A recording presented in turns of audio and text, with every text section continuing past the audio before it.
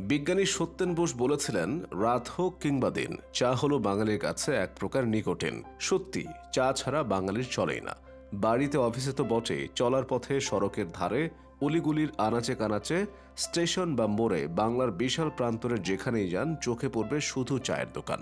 দেশ জুড়ে সেরকমই লাখ লাখ দোকানের ভিড়ে বিশেষভাবে পরিচিত হয়ে উঠেছে বরিশালের ৬ মাইল এলাকায় কাজী দুলালের চায়ের দোকানটি। বহু দূর থেকে, এমনকি ঢাকা থেকে মানুষ সেখানে যায় এক চুমুক চায়ের স্বাদ নিতে।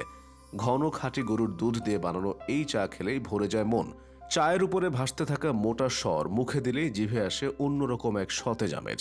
জাদুকরী স্বাদের জন্য দুলালের চায়ের নাম হয়ে গেছে ম্যাজিক চা। এই নাম তিনি দেননি। ঢাকা থেকে একদল তরুণ চায়ের স্বাদে তৃপ্ত হয়ে দোকানে জোর করে ম্যাজিক চা সাইনবোর্ড টাঙিয়ে দেয়।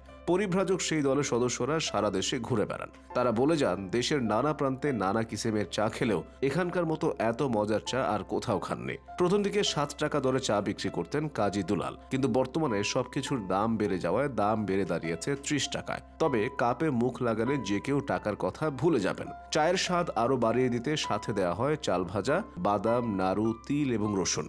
সুস্বাদু নাড়ুটি তৈরি করতে লাগে নারকেল, তিল, চাল ভাজা ও আখের গুড়। অনেকেই শুধু চাল ভাজার আকর্ষণেও চলে যায় ম্যাজিক চা পয়েন্টে। চাইলে বাড়িতেও পার্সেল নেওয়া যায় এই চাল ভাজা। প্রতি কেজি বিক্রি হয় 160 টাকায়। এক বাটিতে থাকে তিল ভাজা, বাদাম ভাজা, পেঁয়াজ, রসুন, সরিষার তেল এবং একটি নাড়ু। এসব আইটেম নিজের বাড়িতেই বানান কাজী দুলাল। আসলে প্রাচীনকাল থেকে দেশের মানুষ কি ধরনের খাবার খেয়ে আসছে সেটাই এই প্রজন্মের মানুষদের দেখাতে চান তিনি। বিকাল 4টা থেকে রাত 11টা পর্যন্ত কাজী দুলালের ম্যাজিক চায়ের দোকান খোলা থাকে। চায়ের জন্য প্রতিদিন দোকানে দুধ লাগে কমসে কম 150 কেজি, কোনো দিন তার চেয়েও বেশি। ছোট্ট এই দোকান চালিয়ে প্রতিদিন দুলালের আয় হয় 30 থেকে 35 হাজার টাকা। 6 জন কর্মচারীর চাকরির ব্যবস্থাও করেছেন তিনি। এছাড়া আরও 2 নারী আছেন যারা শুধু নাড়ু বানান। বরিশালের শহরতলির 6 মাইল এলাকাটি পরিচিত হয়ে উঠেছে কাজী দুলালের এই চায়ের দোকানের কারণে।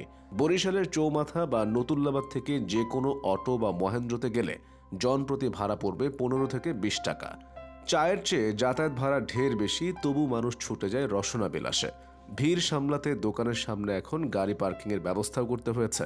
হাইওয়ের পাশে ম্যাজিক চা পান করতে করতে একটু জিরিয়ে নেয় মানুষ। তবে জনপ্রিয়তা এখন এমন জায়গায় পৌঁছেছে, শুধু চা খেতেই পরিবার বা প্রিয়জন নিয়ে ছুটে আসে সবাই।